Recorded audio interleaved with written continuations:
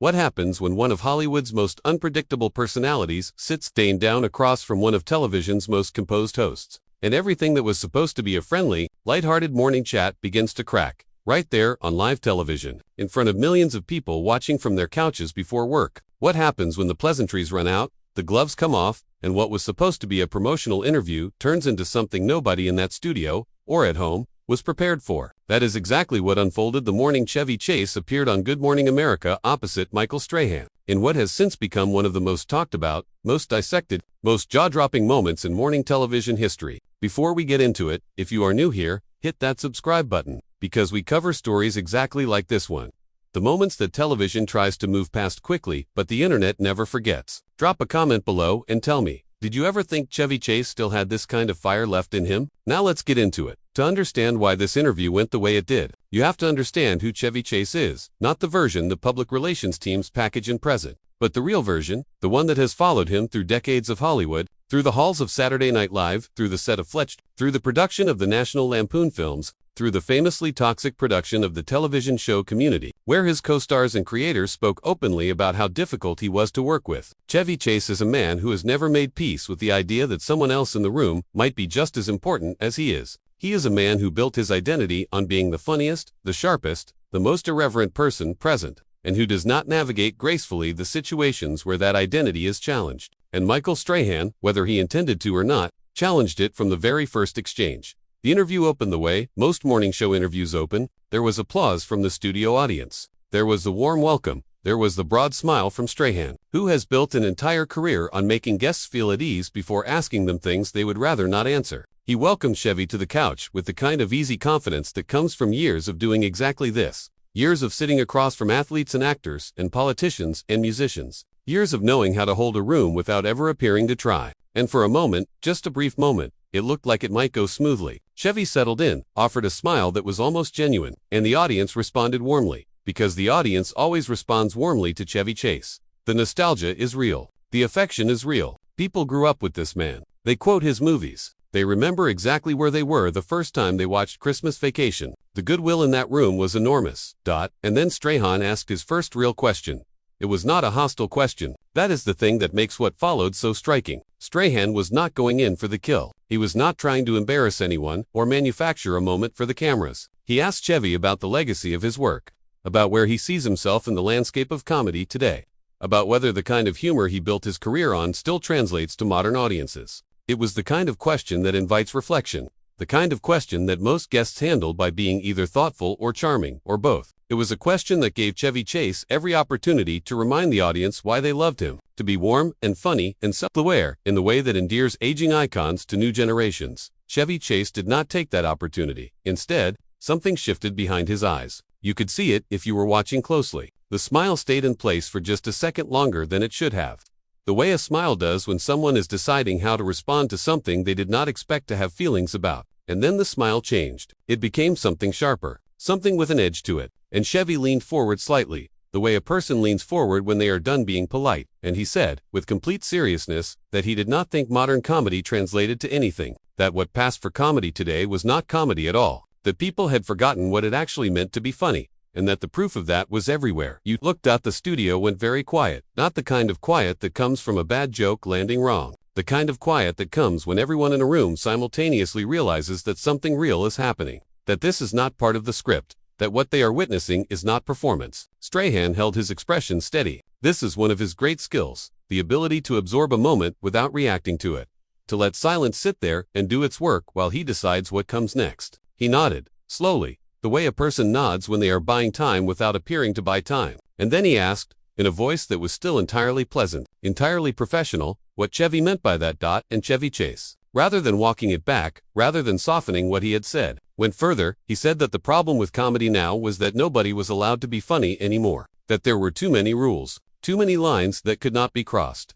that the best comedy had always come from crossing lines, from saying the thing that made people uncomfortable, from refusing to apologize for a joke just because someone somewhere decided they did not like it. He said that he had spent his entire career doing exactly that, and that it had worked, and that the evidence of how well it had worked was the fact that people were still talking about his movies 40 years later, still watching them, still quoting them, while the people making comedy today would be forgotten in 5 years, There was a particular weight to that last statement, not because it was wrong, exactly, though it was debatable, but because of the specific confidence with which it was delivered. Chevy Chase was not musing. He was not exploring an idea and inviting conversation. He was declaring a verdict. And the verdict included, by clear implication, everyone currently working in the entertainment industry who was not Chevy Chase. Strahan let the statement settle. Then he said, still calm, still professional, that he understood where Chevy was coming from, but that he was curious whether Chevy thought there might be value in comedy that reflected the world people were actually living in, comedy that came from experiences that had not always been represented on screen.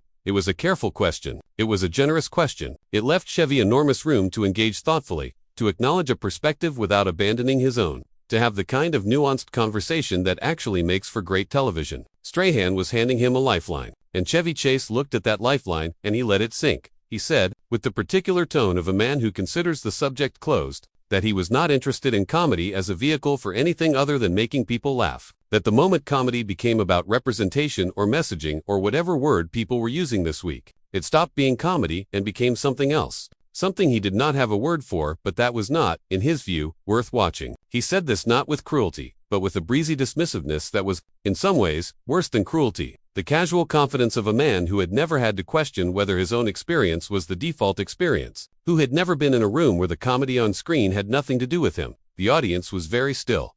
Strahan looked at Chevy Chase for a moment that stretched just slightly past comfortable, and then he said, evenly, that he respectfully disagreed, that he thought some of the most important comedy being made right now was doing exactly what Chevy was describing, making people laugh, while also saying something true about the world. He named no names. He pointed no fingers. He simply, clearly, and without apology, said that he saw it differently, and that was when Chevy Chase's expression changed completely.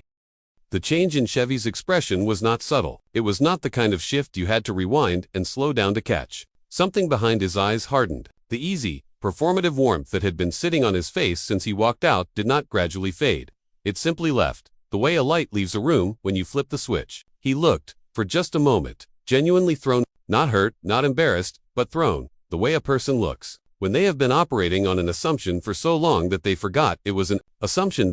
Because the assumption Chevy Chase had carried into that studio was that Michael Strahan would do what most interviewers do: defer, smile, and nod. Let the legend have the room. That had been the operating model for so long that it had stopped feeling like a social arrangement and started feeling like a law of the universe. And Michael Strahan was not cooperating. So Chevy did what people do when their assumptions collapse faster than they can process. He kept going, except now there was heat underneath it. He turned toward Strahan with the energy of a man who had decided that being disagreed with on national television required a response. And he said that he found it very interesting that someone in Strahan's position would want to weigh in on what made comedy work. He did not say it with obvious contempt. He said it with the particular condescension that dresses itself up as curiosity, the kind that asks a question not because it wants an answer, but because it wants the other person to feel what is being implied.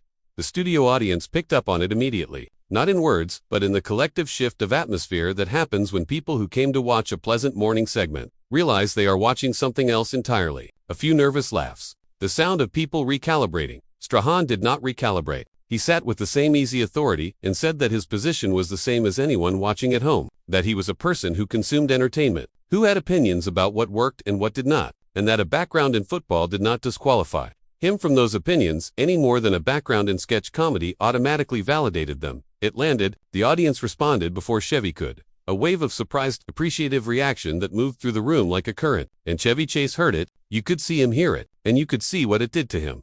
He laughed, but it was not a warm laugh. It was the laugh of a man performing amusement he does not feel, buying time while he decides how to escalate. He looked briefly toward the audience, searching for the alignment he was used to having, and the room, this time, was less certain than he expected. He turned back to Strahan and said the thing that stopped the conversation cold. He said he was not going to sit there and be lectured about comedy by someone who had never written a joke in his life. The silence that followed was different from anything that had come before. This was not the quiet of surprise. This was the quiet of a room that had just heard something cross a line and was deciding how to respond. Even the floor crew went still. This was no longer a segment running slightly off script. This was something else entirely. Strahan looked at Chevy Chase and did the most powerful thing he could have done. He did not get angry. He did not look wounded. He did not reach for a comeback. He just looked at him. A calm, steady, completely unintimidated look. The look of a man who had faced 300-pound defensive ends in front of packed stadiums and knew the difference between a real threat and a man making noise.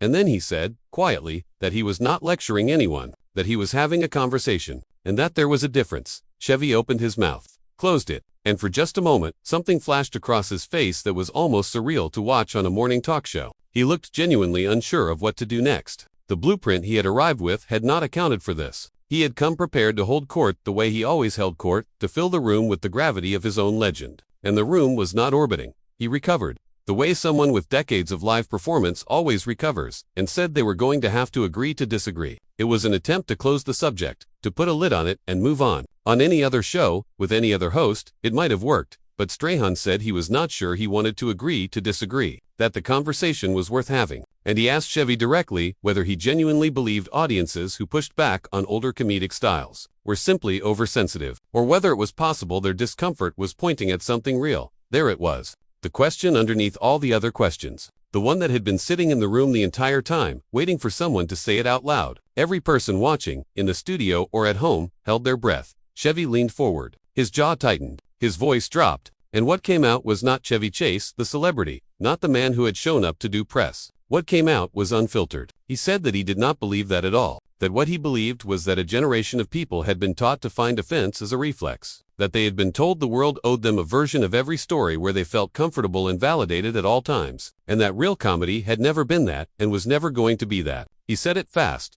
with the fury of a man who had been holding that speech for years, and had just decided, on this couch, in front of these cameras, that he was done holding it. And then he went one step further. He looked directly at Strahan and said, with all civility gone, that he had to wonder whether Strahan's thoughts on the subject were actually his own, or whether they were thoughts he had figured out it was professionally convenient to have. The gasp from the studio audience was audible, not laughter, not discomfort, a gasp, a direct, public, unambiguous suggestion, on live television, to Strahan's face, in front of his own audience, that his perspective was not genuine, that it was calculated, that it was performance. Strahan went very still. The stillness that came over Michael Strahan in that moment was not the stillness of a man who had been wounded. It was the stillness of a man who had made a decision. You could see it happen in real time. The slight squaring of the shoulders. The breath that came in slowly and went out the same way. The eyes that stayed fixed on Chevy Chase with an attention that had become, without any theatrics, completely and totally serious. When he spoke, his voice was level. Not cold, but level in the way a very calm person sounds when they have decided to stop accommodating something and start addressing it. He said that he was going to respond to that because it deserved a response. He said he had heard a lot of things sitting across from a lot of people, and he understood the conversation had gotten heated. But questioning whether his perspective was genuine was a different thing entirely. That was not a disagreement about comedy. That was personal, and he was not going to let it go without saying so. The audience did not make a sound. Chevy Chase held Strahan's gaze, and something moved across his face that was complicated and not entirely readable. Not guilt, something more like the expression of a man who has thrown something and is only now watching it travel through the air, registering the full weight of what he threw. It was out there between them, on the cameras, in the room, and there was no version of events in which it went back. He said, his voice having lost some of its earlier edge, that he was not trying to make it personal. Strahan said he understood that, but that it had become personal. And then he did the most unexpected thing he could have done. Rather than matching Chevy's last statement with an equivalently pointed response, rather than taking the easy path of dismantling someone who had just handed him every justification to do so, he offered an interpretation. He asked whether the frustration Chevy was expressing had less to do with comedy as a concept, and more to do with the specific discomfort of legacy, of having built something that mattered deeply, and then watching the culture turn around and start asking new questions about it. Whether what Chevy was really talking about, underneath all of it, was what it felt like to have your life's work reassessed by people who were not there when you made it. Chevy Chase looked at Michael Strahan for a long moment, and then something in him shifted, not collapsed, not broke open into public vulnerability, just shifted, the jaw unclenched by a fraction, the shoulders dropped slightly, and when he spoke, his voice had something in it that had not been there for several minutes. Something quieter, something that was not performing anything for anyone. He said that maybe there was something to that. He did not elaborate immediately. He let it sit, which was its own kind of statement, because Chevy Chase was not a man who left space for silence. And yet there it was. Strahan did not rush to fill it either. Then Chevy said it was a strange thing, to have given people something they carried with them for decades, and then find yourself in a world where the conversation about those things had changed in ways you were not part of. where you were expected to either defend everything without qualification or apologize for everything without reservation, and neither option felt honest. He said he was not built for apology tours, but he also said, and this was the part the room responded to, that he was not always sure the anger was about what he said it was about. Strahan nodded. Then he said that the reason this argument, the one about comedy and what it was allowed to be, got so heated so often, was because it was never really just about comedy. It was about who gets to feel like the world was made with them in mind. And that was a conversation worth having,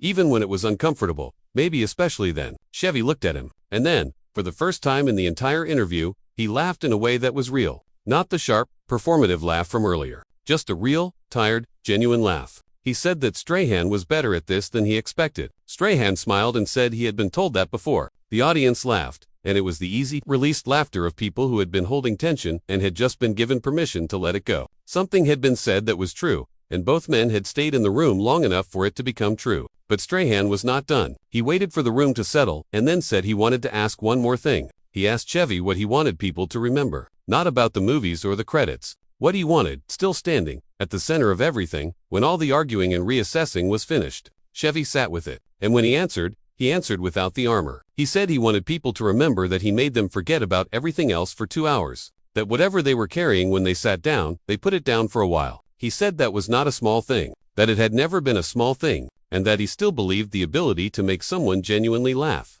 was one of the most valuable things one human being could offer another. The studio went quiet. But it was a completely different quiet from any that had come before. Not shock, not discomfort, the quiet of people who had just heard something real. Strahan said that he agreed with that, completely, and there it was. Not a resolution wrapped in a bow, just two men who had walked in at angles to each other, pushed harder than either anticipated, and come out the other side having actually said something true. The audience applauded, and it was warm in a way that had nothing to do with any cue and everything to do with what the room had just been through together. That is the story of the morning Chevy Chase sat down across from Michael Strahan and refused to behave himself. Except it was never really about bad behavior. It was about what happens when someone is finally asked a question they cannot deflect, by someone who refuses to let them deflect it. Chevy came in prepared to perform. Strahan came in prepared to have a conversation. And the distance between those two intentions, played out in real time, in front of millions of people, is what made it one of the most compelling things that morning television has ever accidentally produced. Now here is the question I want you to answer in the comments, and I genuinely want to know what you think. Do you believe that final moment of honesty from Chevy Chase was real, or was it just the most sophisticated version of the performance he had been giving all along? Was it genuine, or was it Chevy Chase, being Chevy Chase, one last time, in the only room that still had cameras pointed at him?